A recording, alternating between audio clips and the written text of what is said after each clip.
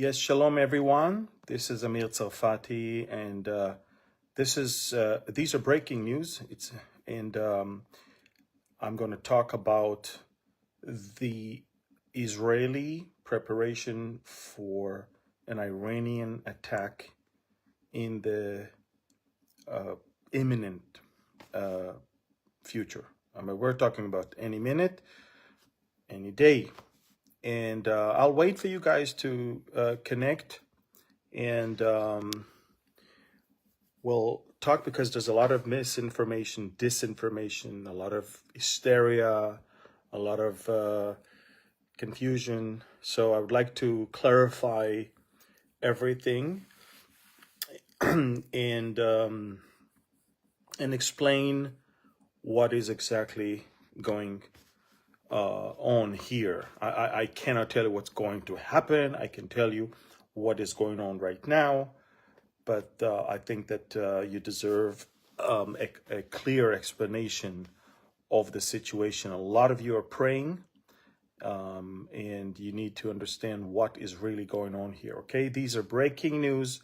I'm going to talk to you right now about the situation with Iran, and I will explain to you what is happening right now, okay? So, let me see that everybody is connecting. Please share right now. Once you press the share button, more people can see that we're live and then they can connect and watch it, okay?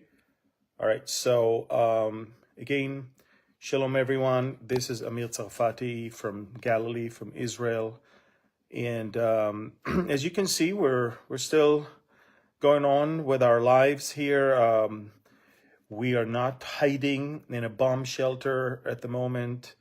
But let me give you an explanation to what is going on right now, what actually happened during the night, which was daytime or afternoon in America, but during the night in Israel, and what is happening even today. So first of all, the U.S. President gave a speech in which he said that the American support in Israel's fight against Iran and its proxies is ironclad.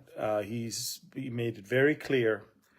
This has nothing to do with the war with Gaza. This has nothing to do with the American criticism on Rafah, to go in, to go out, all of these things. He said, when it comes to Iran, if in case Iran is going to attack Israel, America will be there not only to help Israel defend itself with U.S. Sophisticated equipment that is already deployed along the Middle East, but also there was a hint that America will even help Israel attacking back. This is all an equation. Everybody is bracing towards something, and we have two options, and we have two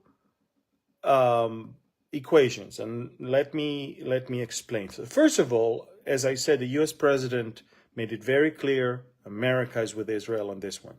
Second, CENTCOM commander General Michael Kurilla is right now in Israel. Normally, CENTCOM commander, the most senior general in American forces that is in this area, he's here. Normally he comes for a few hours, half a day. He's going to be here for 2 days. He arrived this morning. He's now in the command center of the Israeli Air Force under the ground, 20 stories under the ground in Tel Aviv, going over the different scenarios and letting Israel know what is it that America can do in order to help. The Sixth Fleet is on its way from the Middle East, from the western part of the Middle East, and the Fifth Fleet is in the area. USS Eisenhower is crossing the Suez Canal right now on its way to the coast of Israel, and to be able to help with several things, shooting down rockets, GPS disruption, and of course also offensive capabilities with rockets and missiles. in aircrafts. And now let me walk you through the events of last night. So first of all, for the last week, the Iranians are threatening. Their graphic department, the art department, is working extra hours. They put posters and graphic designs and everywhere, online and on the streets of Tehran. They're spreading videos. It's all threats of ballistic missiles that will come and hit strategic places in Israel, like the seaport and airports, of course, with military bases, some touristic sites, everything. They are trying to really spread fear and terror here. So they've been threatening for the last week, okay? But last night, since Eid al-Fitr, since Ramadan is over, and now they kind of being expected to do something, last night, the Khamenei gave a speech. He said Israel will pay. But last night, something very strange happened. You see, sometimes these things backfire on you.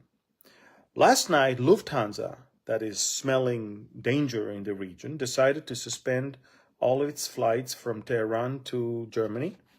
And following Lufthansa, Iranian airlines decided to stop flying, and following that came an interesting tweet that was immediately deleted later, that Iran is actually halting all air traffic above Tehran until 5 a.m., which immediately caused panic amongst the residents of Tehran, thinking that, Iran is going to do something and then get hit. So because there was so much panic and they realized that the threats are now affecting airlines and, people, they immediately deleted that tweet, and they said that, they never had it there. So you can see sometimes you threaten and then you become a captive of your own threats, because now everybody is expecting you to do something since you were spreading so many threats, like the thug in the neighborhood. And so now let me give you an explanation of what could possibly happen. And listen to me, because this is super important. First of all, the equation is this: the Israeli response will be scaled according to the Iranian attack. If it's not going to be severe, and if it's not going to come from Iranian soil, let's say they only attack from Syria and Iraq and Yemen, because they're even afraid to attack from Lebanon, because God forbid, look who's here, because God forbid, they are afraid that an all-out war with Lebanon will start, and then they'll lose Hezbollah as their arm. If it's only going to be proxies, it's Israel is obviously not going to shoot at Iran. We're going to destroy whatever we need to destroy in places where missiles came from. But the Minister of Defense of Israel made it very clear that we will attack any place where we were attacked from, which means that if Iran wants to attack Israel from its own territory, it should expect for the first time to get attacked officially and publicly by either Israeli Air Force or Israeli missiles and drones, and cruise missiles, ballistic missiles and drones, which will give Israel finally a chance and a justification to hit Iran's nuclear sites, which I'm not sure Iran wants. So, we're not sure if Iran itself is going to be part of this, because there's a lot at stake here. 2, we're not sure how big it's going to be. The idea of the attack, the idea of any attack right now is, first, exhaust the air defense system with many drones. And once the air defense system is too busy, then fire your big, heavy, precision-guided missiles and hit targets. where it hurts. So this is what we expect them to do now. Again, it's very important. If they attack from Iran, Iran will be attacked from Israeli soil, with maybe even American help. If there will be no attacks from Iranian soil, then the response will be as usual. I mean, we are getting already attacked with drones and missiles from Iraq and from Syria and from Lebanon and from Yemen. It's nothing new. In the last 6 months, it's been happening. And so it's just going to be more of the same, maybe a little bit more severe, but more of the same. So Iran needs to decide, A, are we going to shoot from our own territory? And if we do, how bad is it going to be?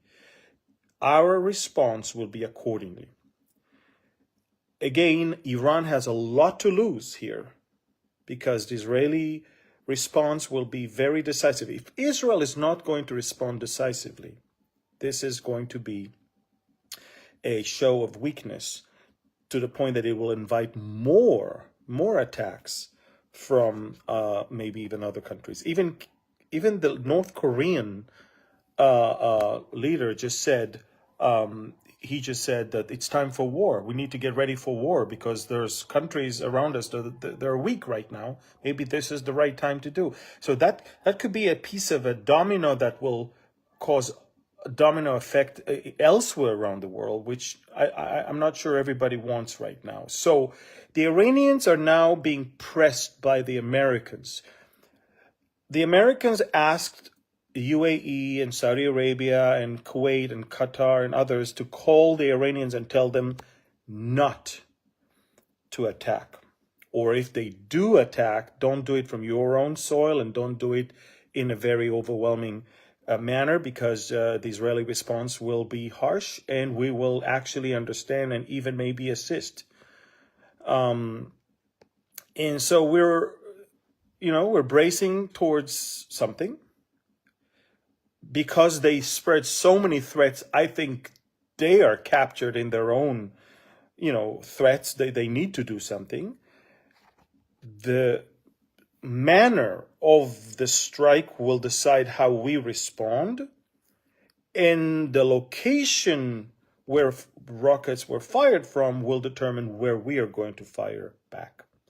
These are the two things that you need to understand.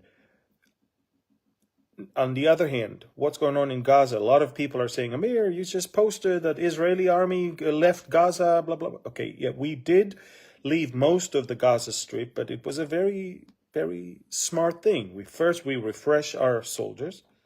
But second, once we leave, all the terrorists comes out of their holes, and then we immediately strike. And that's what happened today. Probably dozen attacks on terrorists that came out of their holes and tunnels in different places around the Gaza Strip. And this is it, folks. So, we're still there. We're still attacking. The war is still going on. We're not backing off.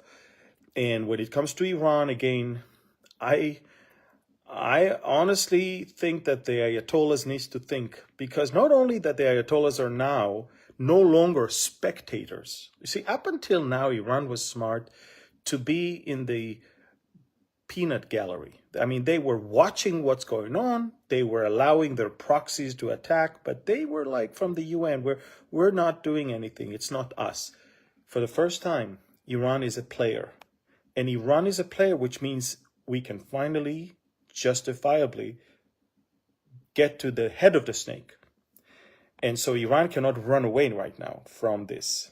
And this is why I think it's actually good.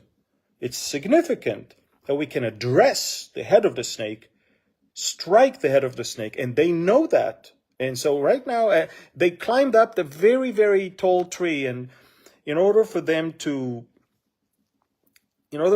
save face, I'm not sure they will send anything from Iranian soil except towards Israeli places outside of Israel.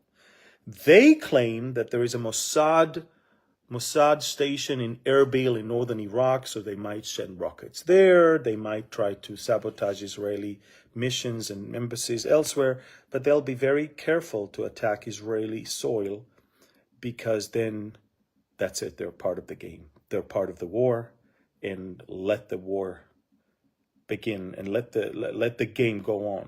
And so now comes the spiritual part. Okay, look, two things we know from the Bible. Iran will also be a player in the war against Israel in Ezekiel, which will be led by Russia and Turkey. So obviously, Iran will still be there to attack us in that war, which means they might not attack us right now. Second, Israel is still going to be there for that war, which means they're not going to destroy us right now. I mean, we have to be very, very logic here. So I'm not worried. I'm not, but look, it's not fun to go every day and to think, okay, when is it going to happen? It's not fun, yeah, I must admit, but at the same time, this is the reality we've been living in for a long time, especially since October 7th, where we have resolve, we are determined, we are not going to back off, and we will fight all the way until we get total victory. This is not an empty word. We're going to do it. We need prayer. We need prayer for unity, for readiness, prayer for strength, prayer for for the military to act better than October 7th, obviously. But we also need prayer for the Israelis to find out that the best way, the only way, is not to trust in horses or chariots, but to trust in the name of the Lord. And that's really ultimately the most important thing. A couple other words I want to say about our neighbor in the north, Lebanon, a country which I really love. I love the Lebanese people, and I love Lebanon. And Lebanon has been taken hostage by Hezbollah and Iran. You have to understand the Lebanese are furious at Hezbollah. The Christians in Lebanon just are going through a lot of hardships right now. Some of their activists are being kidnapped and murdered.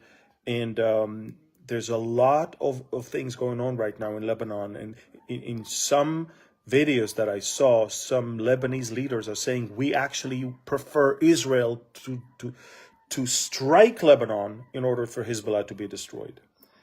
Hezbollah must worry that they have opposition from within and they might not be able to fight both ways. And even the Ayatollahs have a lot of opposition from within in Baluchistan, in the southern part of Iran. There is the Jaish al-Adl. There's a Sunni terror organization that is attacking the Ayatollahs, and they have killed several of them in the last few days.